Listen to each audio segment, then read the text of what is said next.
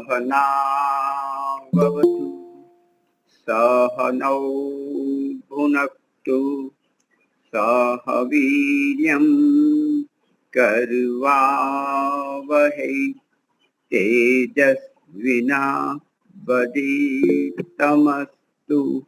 मा विद्विषावहै। ओम शांति शांति शांति। शुभकामनाएं प्रकट करते हैं। वह स्वस्थ रहे, तेजस्विनी, यशस्विनी, जो भी कहा जाता है, शब्द क्या कहे, बस शुभकामनाएं है। तो हमारे सभी की ओर से शुभकामना मैं प्रकट करता हूँ। पारुल मेहता आ गए हो तो वो अपना भजन गीत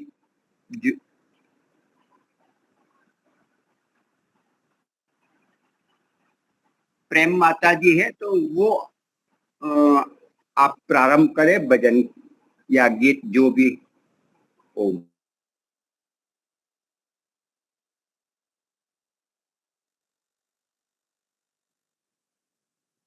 हाँ जी, किसको बोला है मुनि जी आपने? आवाज नहीं आ रही। हाँ जी, धन्यवाद जी। सबसे पहले सभी को मेरी सादर नमस्ते। ओम का भजन है। ओम ओम जपते रहो, तन मन की सुधि खोए, प्रेम करे जो मुझसे, ओम उसी का हो। प्रेम करे जो मुझसे, ओम उसी का हो।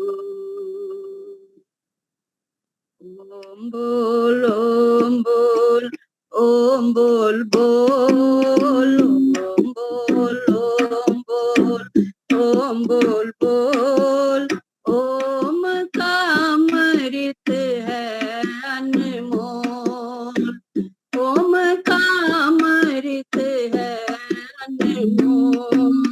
ओम भूर ओम भुवा ओम स्वाहा ओम भूर ओम भुवा ओम स्वाहा ओम। सत ओम चित ओम आनंद ओम, सत ओम चित ओम आनंद ओम। प्रभु के नाम रूप अगणित हैं, वो तो घट घट में स्थित है, वो तो घट घट में स्थित है। प्रभु का बोध कराए ओम, प्रभु का बोध कराए ओम। सत्य ओम चित ओम आनंद ओम, सत्य ओम चित ओम आनंद ओम। वो तो है निर्मल अति पावन, ते सद्बुद्धि कुबुद्धि न सावन, ते सद्बुद्धि कुबुद्धि न सावन। दूर विकार हटाए ओम, दूर विकार हटाए ओम। सत्य ओम चित ओम आनंद ओम, हाँ सत्य ओम चित ओम आनंद ओम।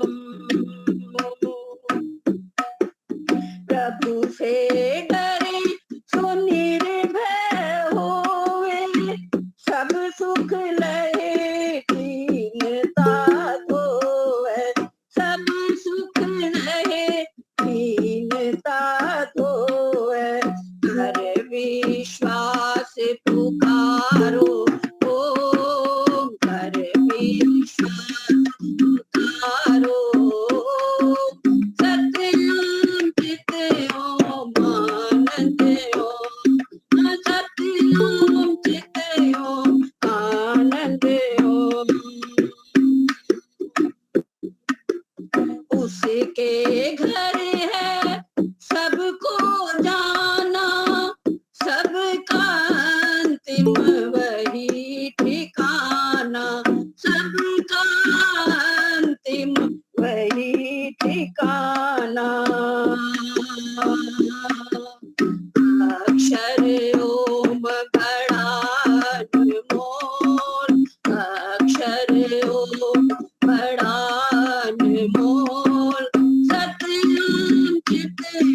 ओम आनंद ओम सत्य ओम चित ओम आनंद ओम भूरोम भुवा ओम स्वाहा ओम भूरोम भुवा ओम स्वाहा ओम सत्य ओम चित ओम आनंद ओम सत्य ओम चित ओम आनंद ओम सत्य ओम चित ओम आनंद ओम। बहुत अच्छा, बहुत अच्छा। धन्यवाद। बहुत ही बढ़िया। आवाज यहाँ बिल्कुल धीरे आ रही है, शायद तकलीफ हो सकती है मेरे फोन में। पारुल मेहता जी आ गए हो तो वो प्रारंभ करे। नहीं आए लगते। जिस प्रकार से आ गए हैं,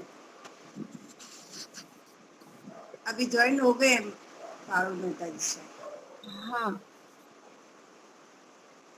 बोल दे। हाँ, प्रारंभ करें। अंग्रेजी में जन्मदिनम तोभ्यम शुभ जन्मदिनम तोभ्यम शुभ जन्मदिनम तव हे सेतियाजी सफलम च शुभम भूयात् सफलम च शुभम भूयात् शुभ जन्मदिनं तुभ्यं शुभ जन्मदिनं तुभ्यं शुभ जन्मदिनं तव हे श्रुतिजी सफलं च शुभं भूयात् सफलं च शुभं भूयात्। जीवेम शरदय शतम। बहुत बहुत शुभकामनाएं हम सभी की ओर से आपको श्रुति जी। बहुत बहुत धन्यवाद सभी आपका। की ओर से बहुत बहुत शुभकामनाएं। एक भजन और एक ले लेते हैं। कोई भी ले लीजिए, प्रेम जी या तो सरला जी, कोई भी एक ले लीजिए। हाँ, फिर वक्तव्य भी है।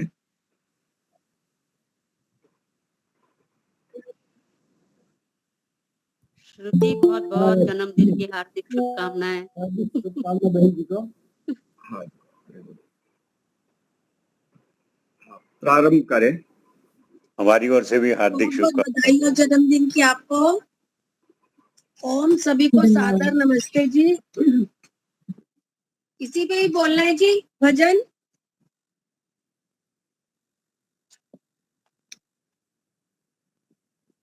हाँ जी, किसी ठीक है जी, ठीक है, धन्यवाद। आप सभी को सादर नमस्ते। सर्वप्रथम दीपालिका जी, इस वैदिक प्रज्ञा व्याख्यान माला के आप सभी कार्यकर्ताओं को, सभी संचालकों को मेरी बहुत बहुत धन्यवाद। सभी ने अपनी शुभकामनाएं स्नेहिल मुझे प्रेषित करी। आप सभी स्वस्थ रहें, दीर्घायु हों। बहुत धन्यवाद। बहुत अच्छा लगा आज आपके इस कार्यक्रम से, मुझे इतनी शुभकामनाएं मिली, सभी का आशीर्वाद मिला। बहुत सुंदर, बहुत धन्यवाद।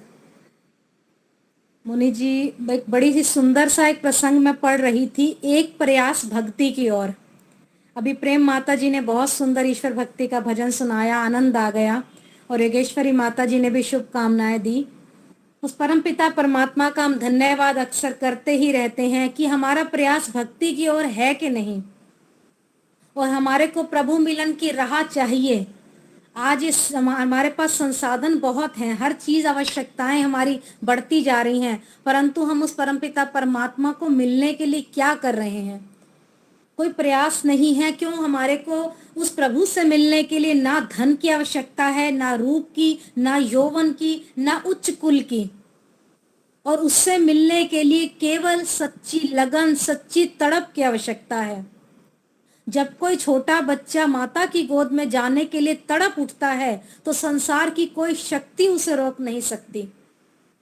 माता बच्चे को रोता हुआ देखकर उसे कभी खिलौने से, कभी मिष्ठान से या उस किसी और चीज से उसका मन बहलाने का प्रयास करती है, परंतु बच्चा सब कुछ पाकर भी रोता जाए तो वह स्नेही माँ जो होती है उस बच्चे को गोद में उठा लेती है और अपने अमृतमय दूध पिलाने लगती है। उस समय बच्चा मुस्कुराकर देखता है और अपनी नन्ही सी भाषा में पूछता है, माँ जीत किसकी हुई, तेरी या मेरी? तो मानना पड़ेगा कि उस सच्ची तड़प से बच्चा ही जीतता है और माता हार जाती है। जब छोटे से बच्चे के अधिकार को प्रकृति की कोई शक्ति नहीं छीन सकती, तो हृदय में यदि हमारी सच्ची लगन हो, सच्ची तड़प हो, तो उस परमपिता परमात्मा की राह के लिए हमारे को कोई नहीं रोक सकता। बस आपके मन में तड़प होनी चाहिए।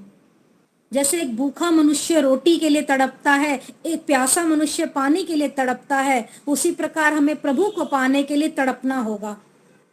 यदि हाँ, तो एक निष्ठ जो हमारा प्रेम है प्रभु भक्ति को प्राप्त करने के लिए सरल होना, सुगम होना एक हमारे लिए उपाय है कि हमारे मन में एक तड़प होनी चाहिए। आवश्यकताएं तो मैं भी कह रही थी, ईश्वर ने हमारे को सारी आवश्यकताओं की पूर्ति करी है। मनुष्य की आवश्यकताएं असीमित हैं। जल, वायु, भोजन, वस्त्र, आवास, न जाने कितनी इच्छाएं हमारी हैं, और इन इच्छाओं के आगे मनुष्य निरंतर जलता जा रहा है। एक इच्छा की पूर्ति होती है, दूसरी इच्छा हमारे मन में प्रज्वलित हो जाती है, और इच्छाओं को शांत करने के लिए मनुष्य नाना प्रकार की सुख समृद्धियों का संचय करता रहता है। परंतु संग्रह की प्रवृत्ति जो होती है उसको लोलुप बना देती है, जिसको हम लालची कहते हैं। ये बात सत्य है कि हमारी एक आवश्यकता खत्म तो दूसरी शुरू हो जाती है, और ये लोलुपता तो मैं कहूंगी कि मनुष्य की बुद्धि को हर लेती है।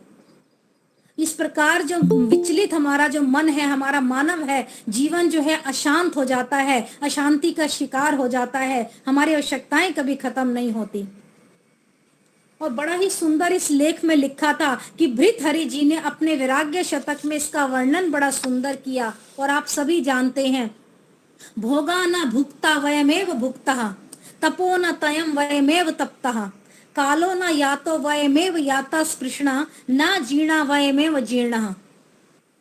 मैं भी कितना मूर्ख हूं कि इन विषयों को भोगने की इच्छा में निरंतर मैं डूबता हूं। क्या डूबा मैं, ये भोग ही मेरे को भोग गए।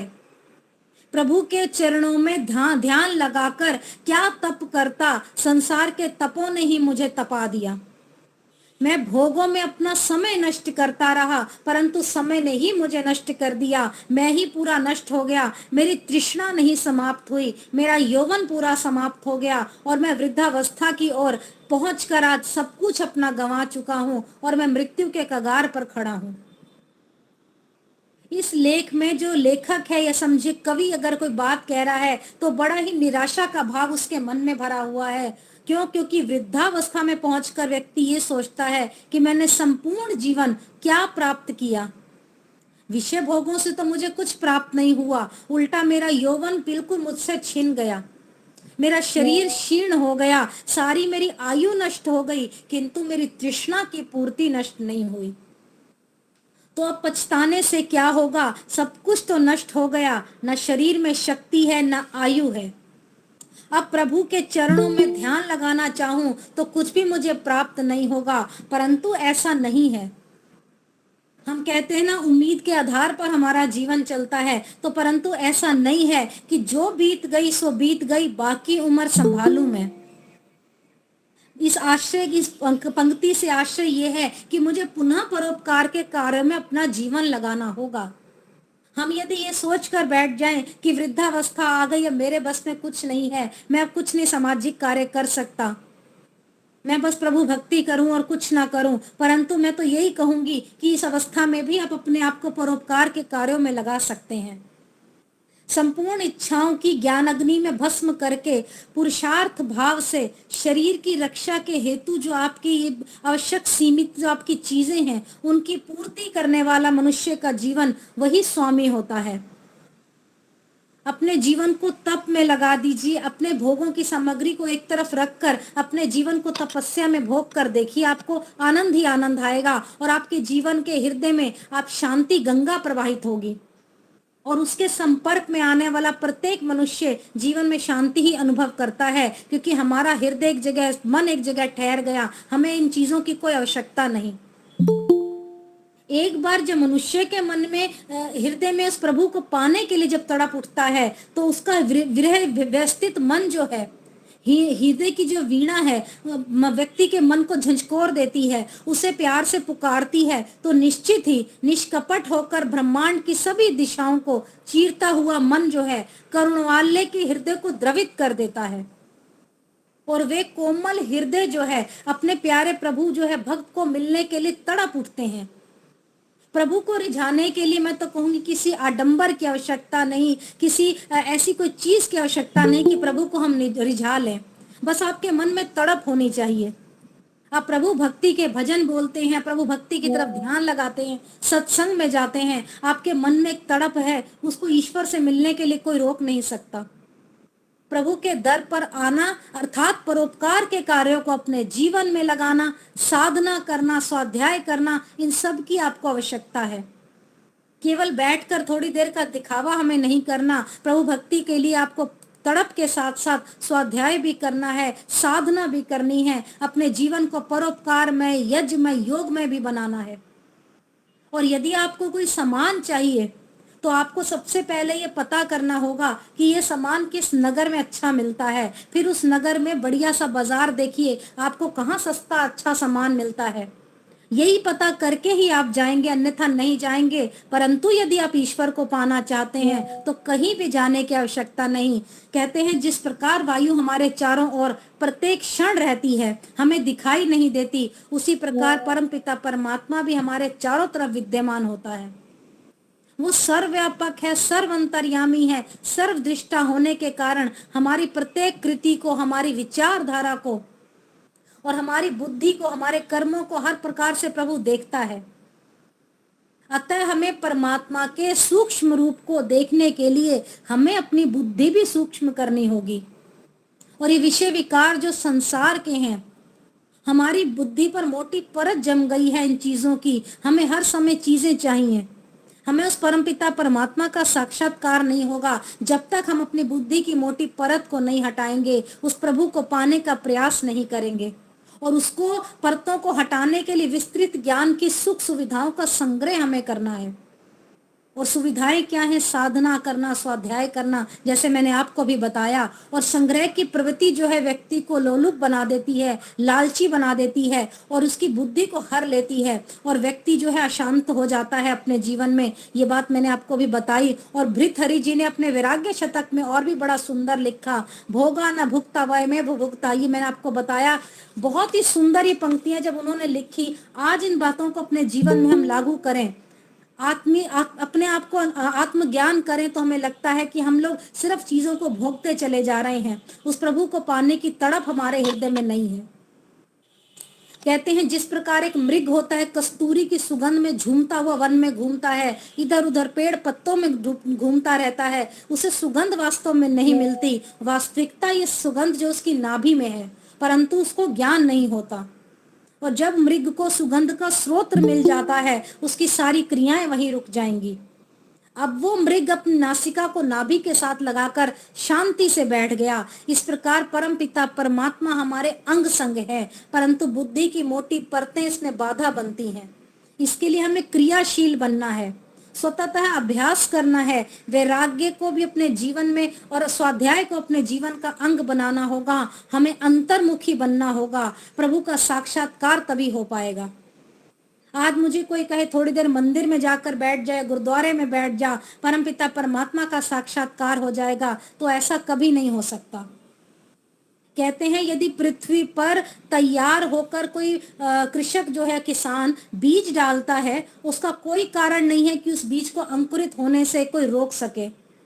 क्यों? क्योंकि उसको समय पर जल मिलता रहा, समय पर खाद मिलती रही, और एक ना एक दिन वो पौधा विशाल वृक्ष बन जाएगा, सुंदर पुष्पों से, सुंदर फलों से वो भर जाएगा, उसका रूप भर जाएगा।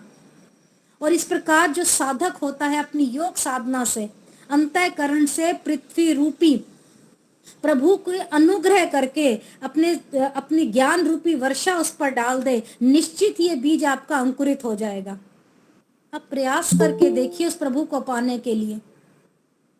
तो संयम आपके जीवन में चाहिए, यम नियम का पालन आपका चाहिए, तभी आपका इस सुंदर जो पौधा रूपी जीवन है विशाल वृक्ष बनकर आपके सामने आएगा।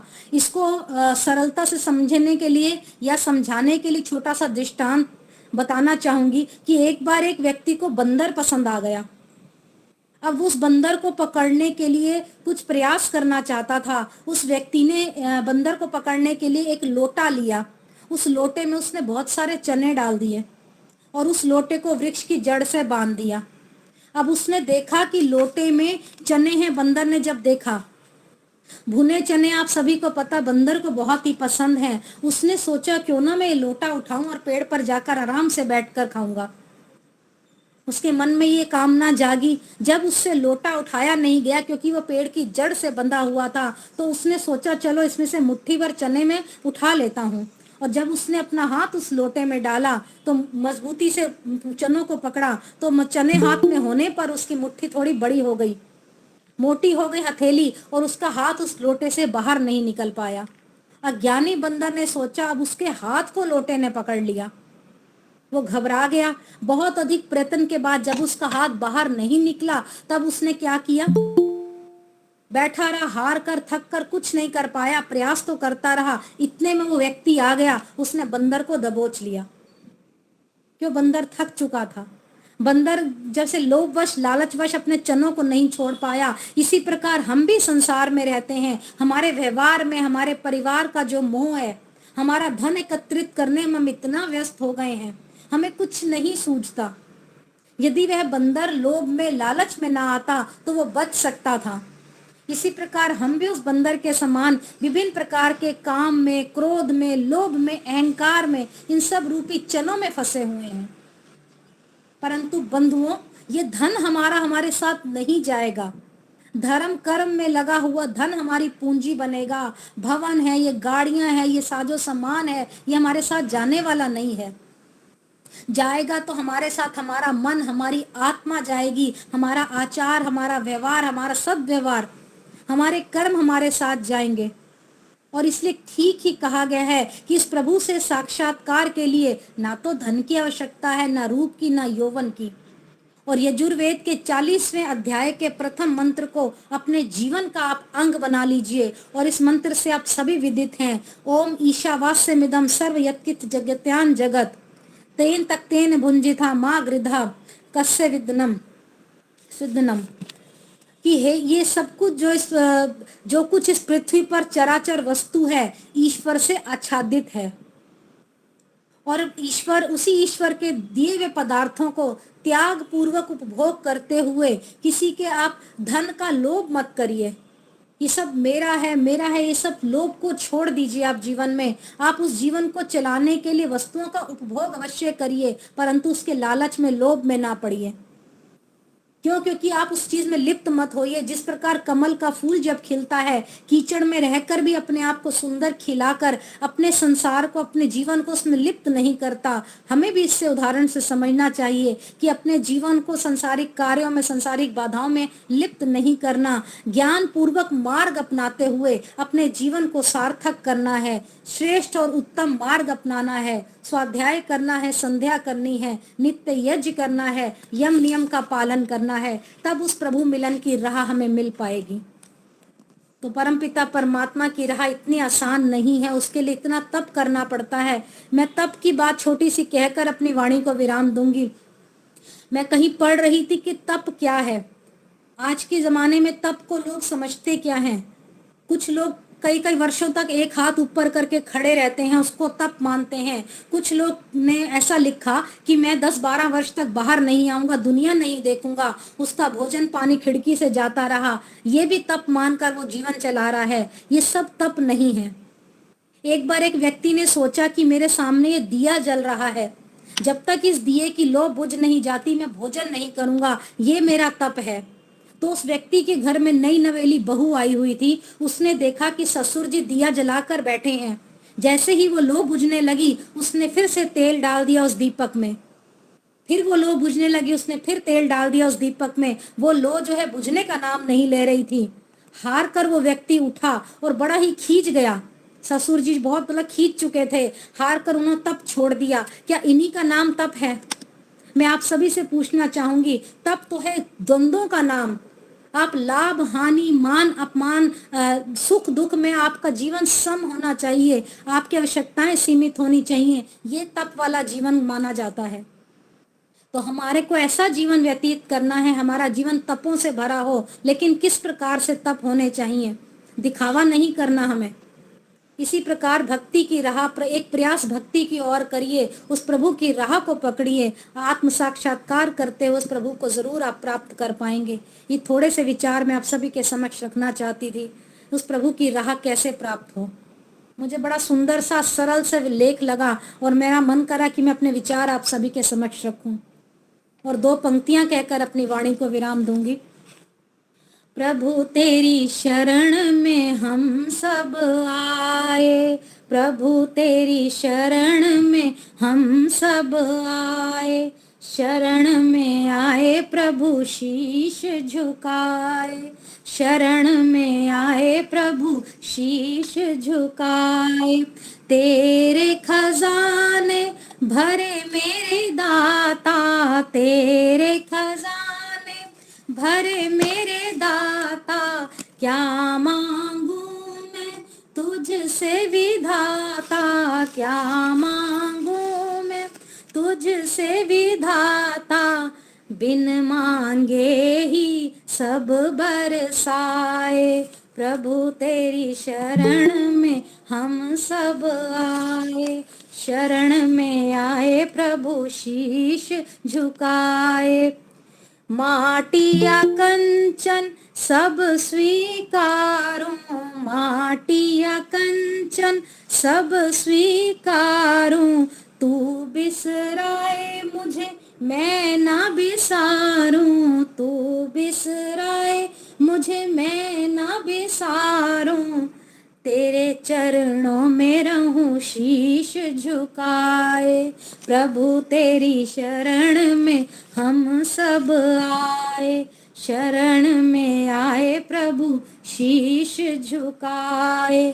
फूल मिले या मिले चाहे कांटे, फूल मिले या मिले चाहे कांटे, तेरा प्रसाद है सब तूने बांटे, तेरा प्रसाद है सब तूने बांटे, सुख दुख हो सब हंस के बिताएं, प्रभु तेरी शरण में हम सब आए, शरण में आए प्रभु शीश झुकाए, प्रभु तेरी शरण में हम सब आए। बहुत बहुत धन्यवाद। Great great great. बहुत सुंदर, बहुत सुंदर। बहुत ही सुंदर आपका वक्तव्य रहा।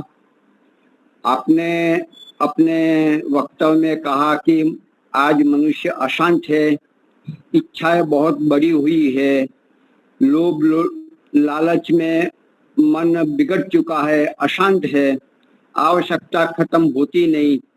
तो अपने भोगा न भोक्ता वयो में भोक्ता वो श्लोक बताकर प्रभु चरणों में ध्यान लगाए, इस प्रकार की बात कही, तृष्णा को समाप्त करें। मृत्यु के कगार पर होते हुए भी हम संसार से विमुख नहीं हो पा रहे और वृद्धावस्था भी आ गई है, तो वृद्धावस्था में भी हम बहुत कुछ कर सकते हैं, परोपकारमयी जीवन बना सकते हैं, भक्ति विशेष भी कर सकते हैं, क्योंकि मृत तृष्णा समान हमें कहीं ढूंढने की जरूरत नहीं। हमारे अंदर ही परमात्मा है जो सर्वद्रष्टा है, सब करता है, सर्वव्यापक चेतन महाविभू स्वरूप हमारे अंदर ही है। उसे पाने के लिए तप करे, बुद्धि पर पड़ी हुई जो अविद्या की परतें है उनको निकाले, संग्रह वृत्ति से हटे और वैराग्य प्राप्त करने का प्रयास करे, यम नियम का अनुष्ठान करे, संयम का पालन करे, व्यवहार भी उचित रखे। हमारे पास जो जाने वाला है वो धर्म है, अच्छे कर्म है, हमारा मन, हमारी बुद्धि आत्मा के साथ जाने वाली है, तो इस पर ध्यान रखें। मकान, गाड़ी, बंगला आदि उनको विशेष महत्व न दे। ईशावास्यम इदम सर्वम, ये मंत्र यजुर्वेद का बताकर आपने कहा कि सारा चराचर जगत ईश्वर से आच्छादित है, तो अपनापन, मेरापन, स्वार्थ को त्याग करे, लिप्त न हो, कमल समान जिए और ज्ञान मार्ग पर आगे चलते रहे, योग अनुष्ठान करते रहे। द्वंद्व सहनम आपने बताया, तो द्वंद्वों का सहन करना ही वास्तविक तप है। लाभ, सुख, मान, अपमान सभी में एक समता में रहना, वह तप है, ऐसा आपने बताया। और अंत में आपने कहा कि प्रभु तेरी शरण में हम सब आए, शरण में आए प्रभु शीश झुकाए, बिन मांगे परमात्मा बहुत कुछ देता है, माटी हो या कंचन सब हम स्वीकार और प्रभु के मार्ग पर चलते रहे। खूब खूब धन्यवाद। ओम शम।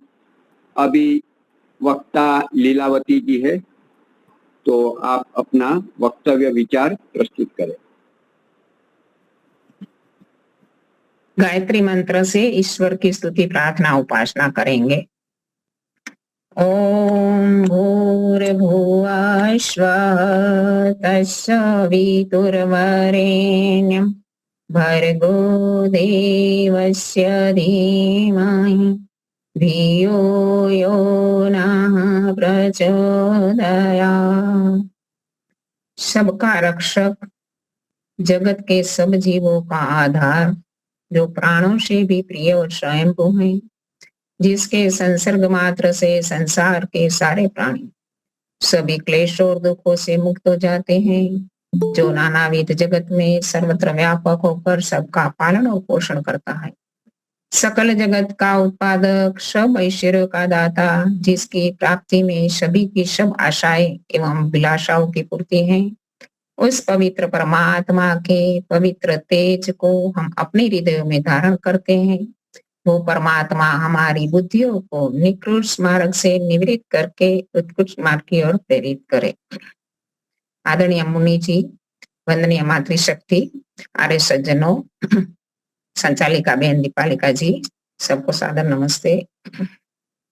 श्रुति जी को जन्म दिवस की बहुत बहुत बधाई। इसी प्रकार ओजस्वी अपनी तेजस्वी वाणी में वेद का उपदेश करके संसार का कल्याण करती रहे। परमात्मा आपको दीर्घायु स्वस्थ जीवन दे। अभी अभी श्रुति जी ने बहुत ही अच्छी बात बताई कि हमें अभ्युदय और निःश्रेष की सिद्धि करनी है जीवन में। केवल भौतिक संसाधनों में, सुख में नहीं रहना है, हमारा जीवन का लक्ष्य हमें नहीं भूलना है। ऐसे आजकल युवानी में तो सबको लगता है कि अध्यात्म की क्या जरूरत है।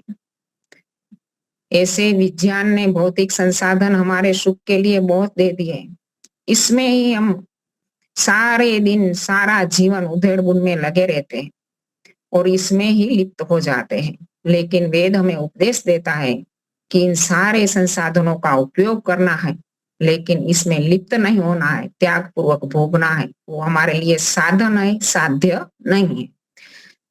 अभी ऐसे भी हम कहते हैं ना कि अध्यात्म के बिना ना तो हम जीवन की वास्तविकता को जान पाते हैं, ना तो परमात्मा की अनुभूति कर पाते हैं। और ऐसे भी सारा दिन जब हम क्रियाकलापों में रहते हैं ना, तो हमारे तीनों गुणों में सत्व गुण, रजोगुण और तमोगुण, रजोगुण और तमोगुण ही उभरे हुए होते हैं। जब हम ईश्वर की उपासना करेंगे, ईश्वर के पास जाएंगे, उसका ध्यान करेंगे, प्रार्थना करेंगे, तो उसी समय सत्व गुण उभरता है और सत्व गुण में ही हमें शुभ विचार प्राप्त होते हैं। वो अलौकिक शांति प्राप्त होती है, ईश्वर का आनंद प्राप्त होता है। और ऐसे भी हम जीवात्मा अल्पज्ञ है, अल्प शक्तिमान है।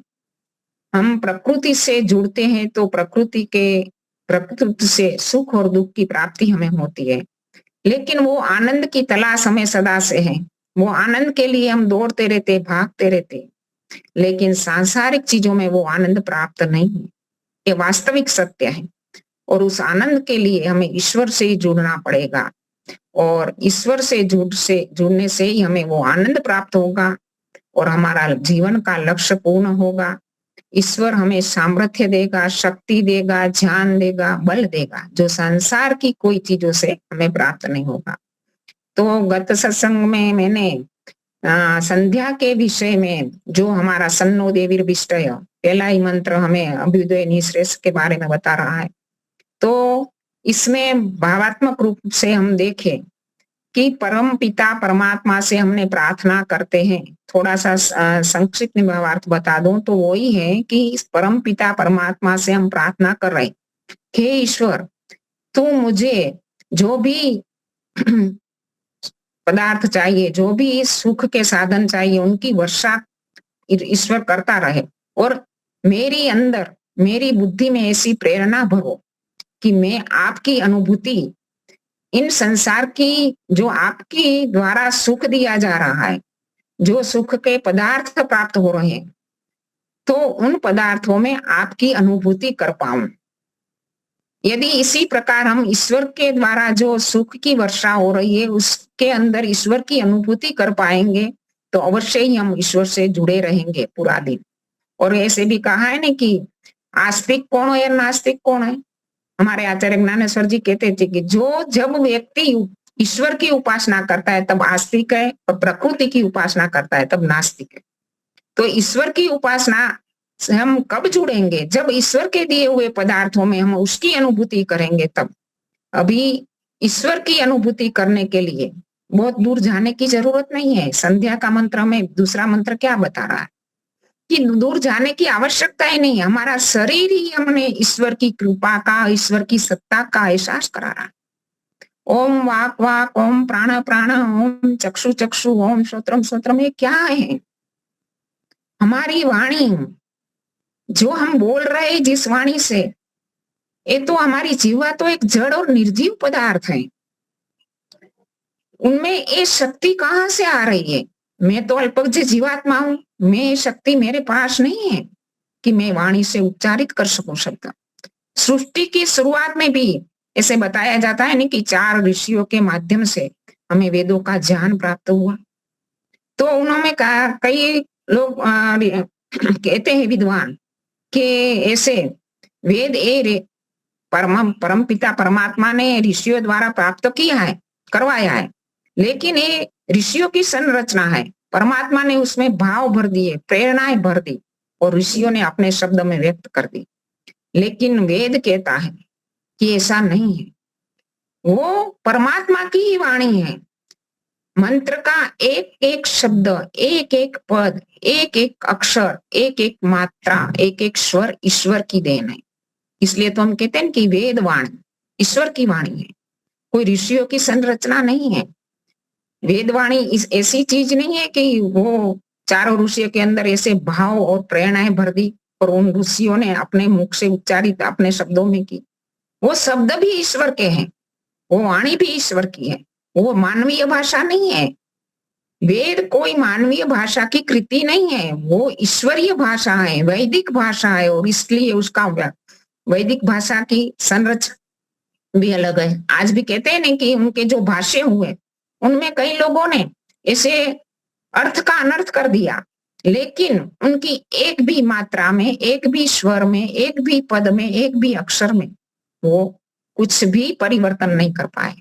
वो ईश्वर की संरचना है। तो ईश्वर की वाणी हमारी जीवा से उद्गीत हो रही है। तो ये शक्ति कौन दे रहा है मुझे? मेरी वाणी में जो शक्ति बोलने की है, जो चखने की शक्ति है, ये शक्ति ना तो मेरी है ना कोई किसी बाहरी संसारिक साधनों से प्राप्त हुई है। वो शक्ति देने वाली महान शक्ति है। और ऐसे भी हम कहते हैं नहीं, प्राण प्राण, मेरे प्राण सतत चल रहे हैं, रात और दिन मेरे प्राण को चलाने वाली कौन शक्ति विद्यमान, इसकी अनुभूति हम करें। ओम चक्षु चक्षु, मेरे चक्षु, मेरी आंख, ये तो माया गोलक है। इसमें देखने की जो दृष्टि शक्ति है वो अलग है और दृष्टि शक्ति को देने वाला ईश्वर है। तो इन सारे साधनों में जो मेरे शरीर के साथ जुड़े हैं, मैं दूर नहीं जाना है मुझे। यही साधन मुझे शरीर में हम देखेंगे, उन पर अनुभव करेंगे उन पर चिंतन करेंगे तो हमें ईश्वर की कृपा का, उनकी सत्ता का, उनकी महिमा का एहसास हुए बिना नहीं रहे। तो दूसरा मंत्र हमें यही बता रहा है कि हम ईश्वर की अनुभूति अपने शरीर से करें। जैसे हम कहते हैं ना कि ये गोला होता है, बिजली का गोला, वो प्रकाशित होता है, इसमें प्रकाश होता है वो, लेकिन प्रकाश गोले का नहीं है, वो प्रकाश तो बिजली का है। इसी प्रकार हमारे शरीर में जो इंद्रिय रूपी गोले लगे हैं, इसमें वो जो शक्ति है सुनने की, देखने की, चखने की, बोलने की, सोचने की, सारी शक्तियां एक केवल मात्र गोले के रूप में है। इनमें जो शक्ति दे रही है वो महान शक्ति मेरे शरीर के अंदर भी कार्य कर रही है, वो सदा मेरा ध्यान रख रही है। कितना बड़ा उपकार है ईश्वर का। ऐसी अनुभूति करते हुए हम संध्या करें। और इसके बाद आया मार्जन मंत्र। मार्जन मंत्र में क्या बताया कि हम ऐसे भी कोई भी संसार की चीजें जब प्रयोग में लेते हैं ना, तो थोड़ो टाइम के बाद कोई भी कपड़ा पहनते हैं, कोई भी ऐसे पुस्तक है, कोई भी बर्तन है, थोड़े टाइम के बाद थोड़ा पुराना हो जाता है, इसमें कोई ना कोई दोष आ जाता है। तो ये तो स्वाभाविक है कि जड़ चीजों में दोष आएगा, लेकिन मेरी जो इंद्रियां हैं इसमें भी क्षीणता आती है। दो प्रकार के दोष आते हैं। एक तो क्षीणता होती है क्योंकि जैसे कहते हैं ना कि अभी बेन जी ने मंत्र बोला ने कि जगत्याम जगत, ये जगत है। जगत का मीनिंग क्या है? जायते, गच्छति, त्रिष्ठति, जो उत्पन्न होता है। गच्छति यानी चलता है, त्रिष्ठति यानी स्थिर रहता है, और इसके बाद गच्छति यानी प्रलय हो जाता है, जाता रहता है। ये जगत ऐसा है, अनित्य है जगत। ये चीज शब्द ही बता रहा है कि ये जगत अनित्य है। और जगत में जो भी चीजें हैं, जड़ वस्तुएं हैं, हमारा शरीर है, वृक्ष वनस्पति है, मकान है, वस्त्र, सारी जड़ चीजें एक दिन क्षय को प्राप्त हो जाएगी। अभी बेन ने बताया कि हमारा शरीर भी धीरे धीरे क्षय हो गया। जैसा कल था वैसा आज नहीं है, इसमें परिवर्तन हो रहा है, सतत परिवर्तन है, सतत परिवर्तनशील से। और सतत परिवर्तनशील संसार के अंदर अपरिवर्तनीय सुख प्राप्त हो ही नहीं पाता। अनित्य संसार के अंदर नित्य सुख कैसे प्राप्त होगा? और नित्य सुख की प्राप्ति के लिए हमें नित्य पदार्थ से जुड़ना पड़ेगा। वो नित्य पदार्थ हमारी आत्मा है और परमात्मा है, और चेतन भी वो ही है, हमारी आत्मा और वो परमात्मा। तो चेतन को चेतन से ही सुख प्राप्त होगा, नित्य को नित्य से ही सुख प्राप्त होगा। हम जड़ चीजों में सुख शोधेंगे तो वो हमारा बहुत बड़ा अज्ञान। तो इसी प्रकार मार्जन मंत्र में कहा गया कि भू पुनातु शिरसी। एक कोई भी चीज बनाता है संसार में, कोई भी व्यक्ति, तो उन चीज जब बिगड़ जाती है, उनमें कोई दोष आ जाता है, जैसे हमारा फ्रिज है, कंप्यूटर है, मोबाइल है, और ऐसे घड़ी है, तो इसमें क्या फॉल्ट आ गया, क्या क्षति हुई, तो हम उनके जिसने बनाया उनके पास जाएंगे, क्योंकि वो ही उनकी क्षति को दूर कर पाएगा। तो ये हमारा जो भी सिर है, हमारा नेत्र है, हमारा कंठ है, हमारा हृदय है, जो भी हमारे अंग उपांग है, इसमें जो भी क्षति आती है, जो भी दोष आता है, तो हम अल्पज्य जीवात्मा उनको दूर नहीं कर पाएंगे। इसलिए हमें उन परम सत्ता के पास ही जाना पड़ेगा जिसने उसको बनाया है। तो वो परम सत्ता, परम पिता, परमात्मा है। तो उनसे हम प्रार्थना कर रहे हैं, भू पुनातु शिरसी, मेरे सिर के अंदर पवित्रता करो। यहाँ हमने प्रार्थना की है ईश्वर से, क्योंकि जो भू है, प्राणों का प्राण है, एक मौलिक सत्ता है, तात्विक सत्ता है, वो अनादि सत्ता है। उनको जानने वाला भी मेरा सिर ही है, मेरा मस्तिष्क ही है। मेरे मस्तिष्क के अंदर ऐसी बुद्धि दो, ऐसी मेधा बुद्धि दो, ऐसी रितंबरा बुद्धि दो कि जिनके माध्यम से मैं ऐसी परम सत्ता तक पहुंच सकूं। ये मस्तिष्क से केवल बाहर की चीजों को हमें नहीं जानना है। ये मंत्र हमें बता रहा है कि उन परम सत्ता तक पहुंचना है जिसने उन्हें बनाया है। तो इनके लिए हम ईश्वर से प्रार्थना करेंगे, भू पुनातु शिरसी, भू पुनातु नेत्रयो। नेत्र बाहरी दृष्टि से हम देख रहे हैं संसार में कि हमने वृक्ष को देखा, बादल को देखा, बारिश को देखा, पहाड़ों को देखा, सुबह में उगते हुए सूर्य को देख रहे हैं, चंद्रमा की चांदनी को देख रहे हैं। हम केवल बाह्य चीज को बाह्य रूप में ही देख रहे हैं, बाह्य स्वरूप से ही देख रहे हैं। उनके मूल तक हमारा जब नेत्र जाएगा, हमारी दृष्टि जाएगी, तब हमारी दृष्टि शुद्ध बनेगी। इन मूल को हमें जानना होगा। जो पुष्प को देखकर उसको बनाने वाली की महिमा का मुझे पता नहीं चल रहा, तो मेरे नेत्र में शुद्धता नहीं है, अशुद्धता है। संसार के पदार्थों को हर डगर पर हम देखते हैं, हमारे शरीर को देखते हैं, बाहर बनाए हुए प्रकृति के सुंदर सुंदर पदार्थों को, पुष्पों को, फलों को, पहाड़ों को, नदियों को देखते हैं, हवा को, जल का अनुभव हम हर डगर पर करते हैं। लेकिन हमारी अनुभूति उन तक पहुंच पाए तब जाके हमारी नेत्र दृष्टि इतनी सूक्ष्म बने कि उनके अंतिम जो सोर्स है वहां तक पहुंच पाए। तो भू पुनातु नेत्रयो स्व पुनातु कंठे, मेरा कंठ अच्छे अच्छे रसों को ग्रहण कर रहा है। यदि मेरा कंठ विकृत है तो वो विकृत वस्तुओं में रस में आनंद लाएगा। आज तो लोग व्यसनों में, शराब में, गुटखा में लगे हुए हैं। ये विकृत है, कंठ की विकृतता है, क्योंकि विकृत में आनंद लाना एक इस अंग का दोष है। तो हमें सात्विक पदार्थों में अच्छे अच्छे पदार्थ कितने अच्छे ईश्वर ने हमें दिए हैं। तो मेरा कंठ शुद्ध बनाओ कि जो सात्विक पदार्थों का मैं आनंद ले सकूं, ना राजसिक और तामसिक में लगा। महापुनातु हृदय, ईश्वर कितना महान है, कितना उदार है। उनकी दृष्टि में ना कोई छोटा है ना कोई बड़ा है। छोटा बड़ा हमारी दृष्टि में है, मित्र दुश्मन हमारा है।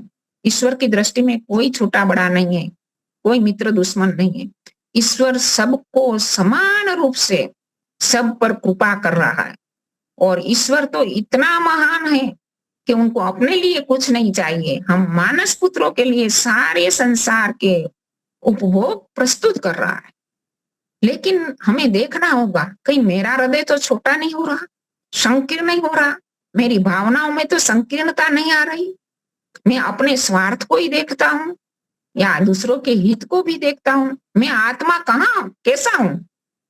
मैं ईश्वर जैसा उदार बन जाऊं कि केवल अपने स्वार्थ को ना देखूं, संसार के उपकार को देखूं।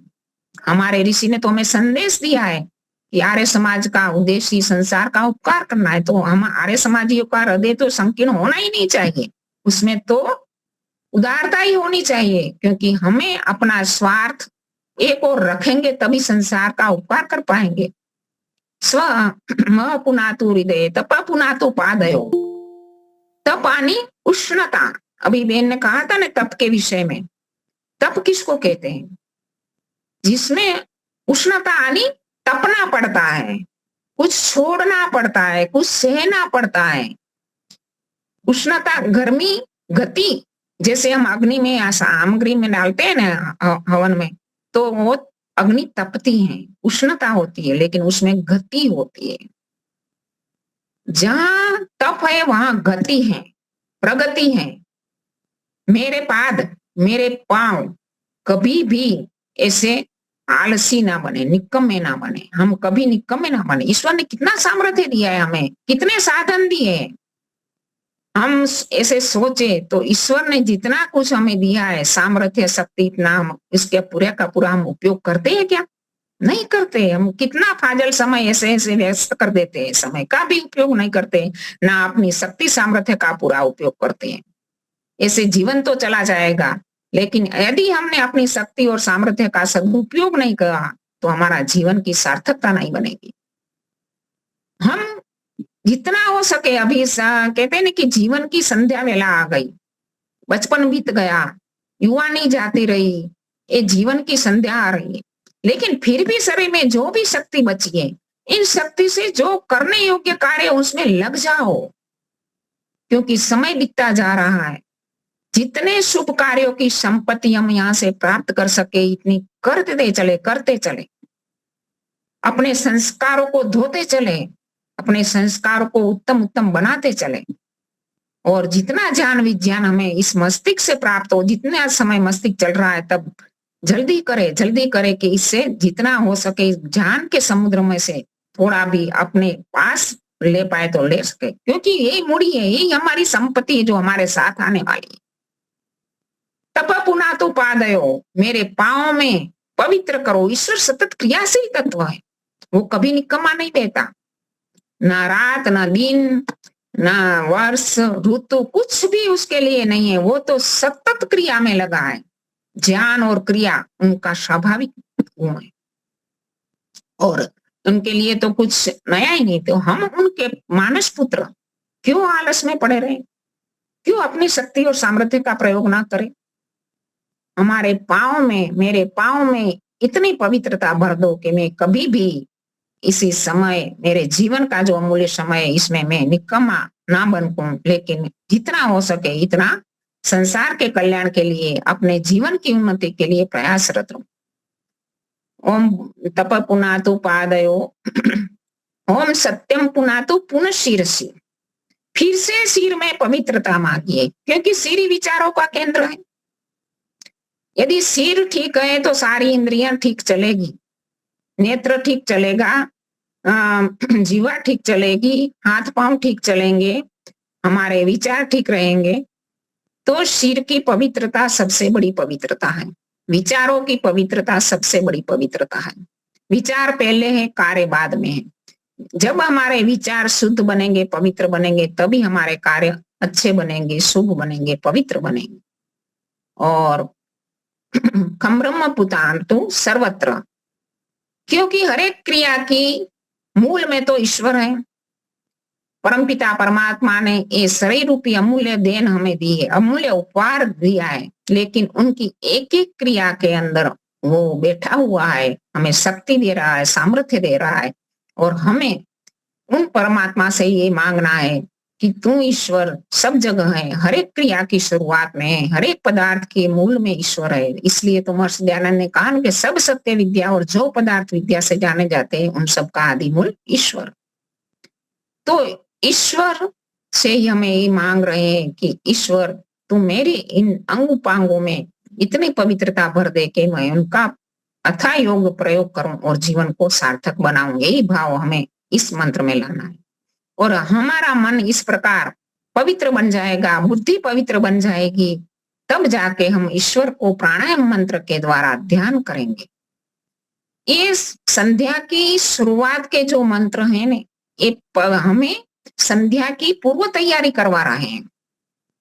जब ध्यान उपासना में बैठते हैं ना, तो पहले सज्जा हमें करनी पड़ती है, हमें मानसिक रूप से तैयार होना पड़ता है। तो संध्या के ये मंत्र हमें सज्जा के रूप में, हमें संध्या की पूर्व तैयारी में बोलना है। और इसके बाद हम प्राणायाम मंत्र के द्वारा ईश्वर के गुणों के साथ ईश्वर से जुड़ते हैं। ओम भू ओम भुव ओम स्व ओम मह ओम जना ओम तप ओम सत्यम।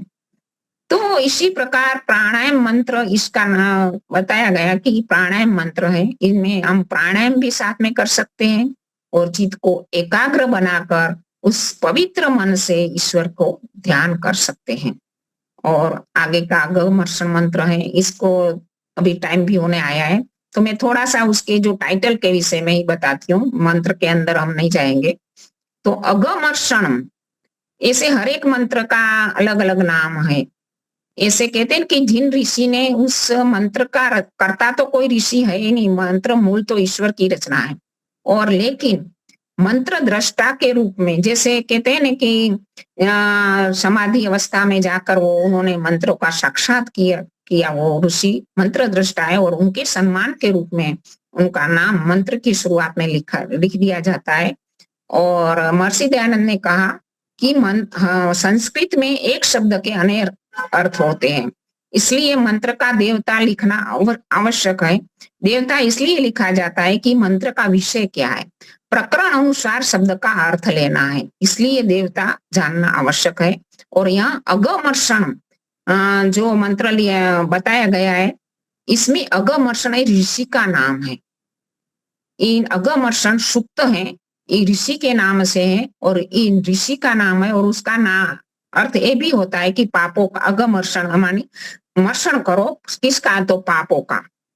तो इसी प्रकार इस मंत्र में जो 3 मंत्र है, इसमें इसका नाम है अगमर्षण मंत्र। और कई सूक्त ऐसे कि जो उनका पहला शब्द है उनके नाम से, जैसे हिरण्यगर्भ पहला शब्द है तो उस सूक्त का नाम हिरण्यगर्भ आता है। नासदीय सूक्त, इसमें पहला शब्द है नासक, तो इसके लिए उसका नाम नासदीय सूक्त है। तो ये सारी इसी प्रकार से नामकरण हुआ है। तो इस तीनों मंत्रों का नाम है अगमर्षण, ये ऋषि का नाम है और उसका अर्थ ये होता है। तो मैंने यहाँ थोड़ी सी बातें अपने संध्या के विषय में रखी। इति ओम शांति। अभी समय भी पूरा हुआ है। नमस्ते जी। बहुत अच्छा आपका वक्तव्य रहा। संध्या के विषय में लगभग 1-2 सप्ताह से आपका ये संध्या के विषय पे प्रारंभ हुआ है, तो लगातार हम बने रहेंगे तो बहुत ही लाभ होगा। समय हो चुका है तो हम शांति पाठ करेंगे। ओम द्यौ शांतिरंतरिक्षं शांति पृथ्वी शांतिरापः शांतिरौषधयः शांतिः वनस्पतयः शांतिर्विश्वे देवा शांतिर्ब्रह्म शांतिः सर्वं शांतिः शांतिरेव शांतिः सामा शांतिरेधि। ओम शांति शांति शांति। सबको सादर नमस्ते जी।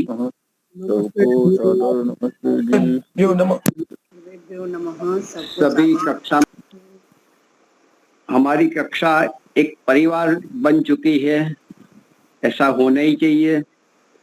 कौन आए हैं कौन नहीं आए हैं, क्यों नहीं आए, ऐसा भी हमें पूछना चाहिए और प्रेरित करते रहना चाहिए, क्योंकि एक ज्ञान की गंगा घर बैठे हमें प्राप्त हो रही है, उनका लाभ उठाना चाहिए। बार बार सुनेंगे, संस्कार बनेंगे, हमारी आयु बढ़ाएगी, आनंद उत्साह बढ़ाएगा और वही हमारे साथ जाने वाला है। तो आप आते रहिए। अभी भजन। हाँ जी। यहाँ बड़ौदा में हमारे समाज में ऐसा तय किया गया है कि हमें दोस्तों करवाना, तो ये 2-3 सप्ताह में हमारा बिजली का कार्यक्रम चल रहा था, तो 2 कक्षा में हम उपस्थित नहीं हो पाए थे। ठीक है, बहुत बढ़िया। आप आते रहिए, बस प्रयास करते रहिए, बने रहिए। संकल्प रहेगा तो हम चौकस आ सकेंगे और लाभ उठा सकेंगे। धन्यवाद।